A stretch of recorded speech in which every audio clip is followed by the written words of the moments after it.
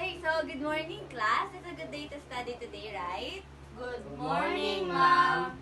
So, how was your day, mga bata? Goods Okay lang po. Wow. Okay, so before we start our class for today, we are going to have a short prayer. Alright, so Miss Kate, can you please lead the prayer? Okay, classmates, let's bow our heads and feel the presence of God. Dear Lord, thank you for blessing us with another day to learn and be present in school. Please guide us and help us focus on today's topic so that we may gain knowledge. Grant patience to our teachers as they impart wisdom to us. In your presence, Amen. Amen. Thank you, Kate. Now, welcome students in our English class. So, before we start, we are going to have a attendance, okay? If I call your name, just say present. Okay? Mr. Lagradante, Present po. Miss Rosita, Present po. Mr. Binduan, Present po. Miss Allen, Absent po. Miss Hunat, Present po. Mr. Cedric. Present po. Alright. So, meron tayong isang absent na ngayon. Opo. Okay. So, assignment ba? Meron ba tayong assignment last time? Wala po. Alright. Okay, now, before we proceed to our next lesson, let's have a recap muna on what we have studied last time, ha? Anyone who wants to share? Yes, Lance? We learned some vocabulary words po and how to use them in the sentence. Oh, very good, naalala pa. Sige nga, one word that we have learned last time. Yes, Miss Kate? Rekindle po. Ibig sabihin to start or stir up again. And the example sentence po ay reading her favorite book again help her rekindle her love for literature. Wow, very good. Talagang nakikinig ang mga estudyante ko. Okay, so now let's start our lesson for today. So, I prepared here 4 sentences. So, what we're going to do is we're going to spot what are the differences in this sentence. So, anyone?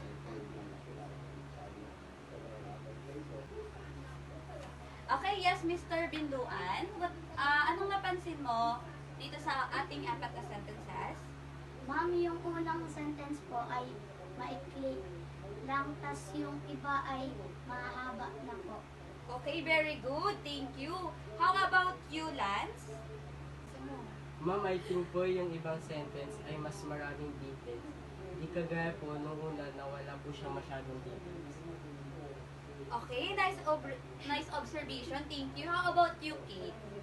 Ano po, parang may mga sentence po na independent, tas yung iba ay magkasama yung independent at dependent clause po. Wow, very good. Tanda pa ang lesson natin sa dependent at independent clause. Okay, very good kayo lahat, class, ha? And later, malalaman natin kung ano ba talaga yung differences sa mga sentences na to, okay? So, for today's lesson, we are going to study the types of sentence structure. So, the first one is we have the simple sentence. So, ano ba ang simple sentence? So, simple sentence contains a subject and a verb. And it may also have an object and modifiers. However, it contains only one independent clause. So, ang simple sentence, ang nilalaman lang niya ay isang one verb and one subject. So, let's check here the example sentence that we have. Alright, so let's check here the example sentences. So, the first one is she wrote. So, pag simple sentences, dapat mayroong isang subject na present and isang verb. So, she is our subject and wrote is our verb. So, pag sinabing she wrote, complete na yung idea niya. So, she is an independent clause. Kaya, isa rin siyang simple sentence. So, yung second example natin is the boy kicked the ball. So, the boy is our subject, kick is our verb, and the ball is our object. So, kompleto na yung idea niya. Meron tayong isang verb, isang subject, and isang object. So, it's also an independent clause.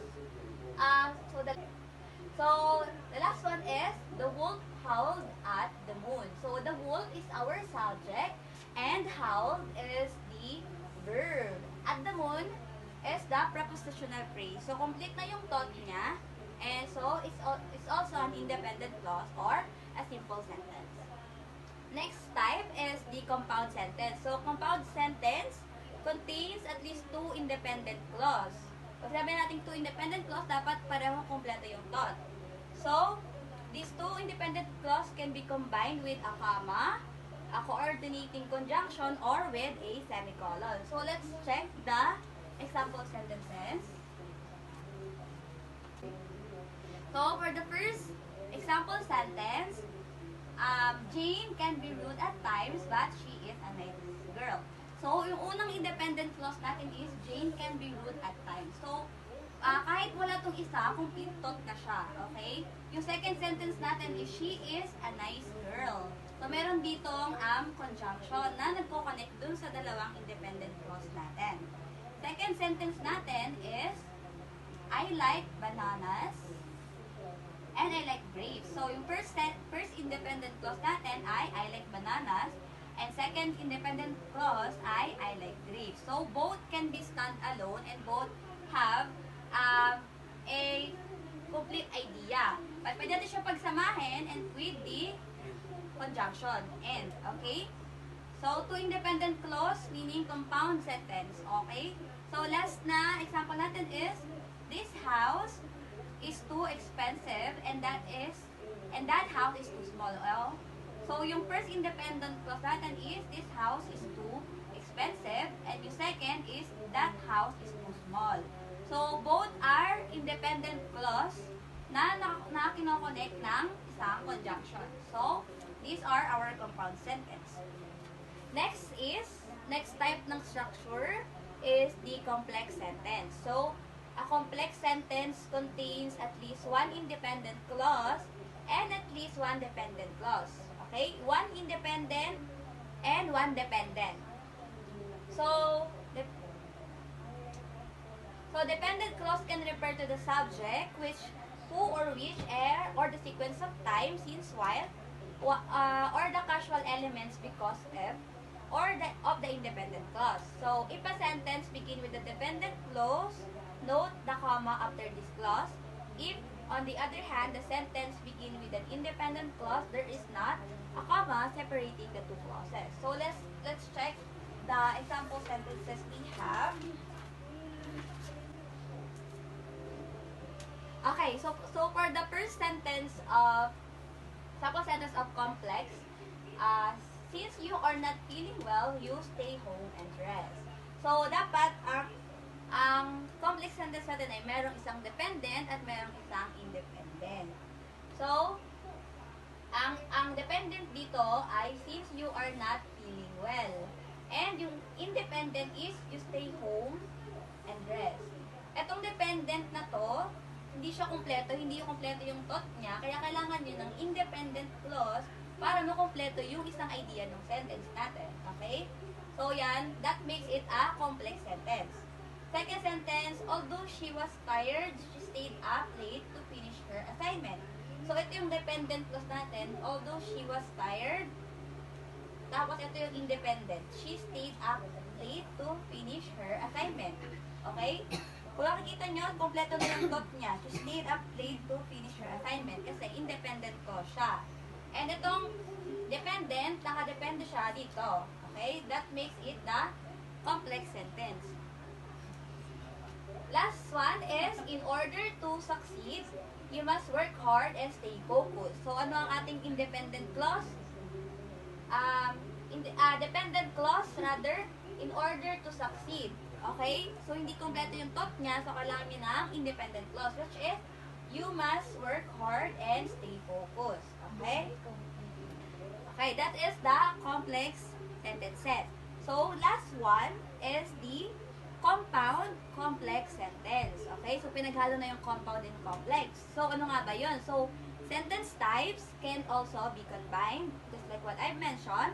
So, a compound complex sentence contains at least two independent and at least one dependent. Okay? Again, two independent and one dependent clause. Okay? So, let's check example sentence we have here. So now let's check the example sentence of compound complex sentence. So the first one, we have two. Although she had studied for hours, she still felt unprepared for the exam. So she decided to ask her teacher for extra help. As you can see, napakaraming detailed na for this type of sentences. So let's figure out what is the dependent clause muna, okay? Ito, although she had studied for hours, this is the dependent clause since parang kulang yung idea niya. So the two independent clause is she still felt unprepared for the exam and she decided to ask her teacher for extra help. So that is the two independent clause. Again, kailangan natin ng at least one dependent and two independent. Another example is, while I was reading a book, my phone rang and I realized that it was my best friend calling to share some exciting news with me. So, let's find the dependent clause. So, while I was reading a book. Okay, kulang yung idea niya. So, we need two independent clause which is, my phone rang. Ito, independent na siya kasi kompleto naman na yung idea niya. And, I realized that it was my best friend calling to share some exciting news with me. So, ito yung another independent clause na kompleto na yung idea. So, again, these are the four types of sentence, which is the simple sentence, compound sentence, complex sentence, and compound complex sentence. Alright, class. Now, naintindihan niyo ba ang lesson for today? Opo. Okay, now let's apply what we have learned.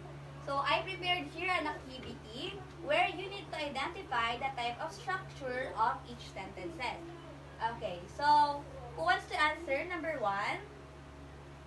Yes, Miss Landuces. Since they laugh together, their bond grows together. Okay, what type of sentence is that? Complex. Complex. Very good. Kasi we have the, since they love together is the dependent and their bond grows together is the independent. How about the second sentence? Mama ko po. Yes, Lance? She sings and he dances. Okay, what type of sentence is that? Compound po. Compound. Very good. Because we have two independent clause which is she sings and yung he dances. Okay? Number 3. Ako no. Yes, Miss Kunat. They laugh together, yet they cry alone because they understand each other's pain. Okay. What type of sentence is that? Complex and compound. Okay, very good. It's compound complex sentence. Since it has one dependent and two independent clause. Okay, last one. Mama ko po. Okay, Mr. Binduan. Okay. The sun shines brightly. Okay, what type? Simple po. Simple sentence. Very good. Kasi it's an independent clause lang. It has one subject and one verb. Alright. So, meron na tayong homework and I want you to submit it next week. Okay ba? Okay po. Alright. So, thank you so much everyone for attending our English class for today. So, have a great day ahead and see you next week. Goodbye and thank you, Ma'am Jasmine. See you next week. Yeah.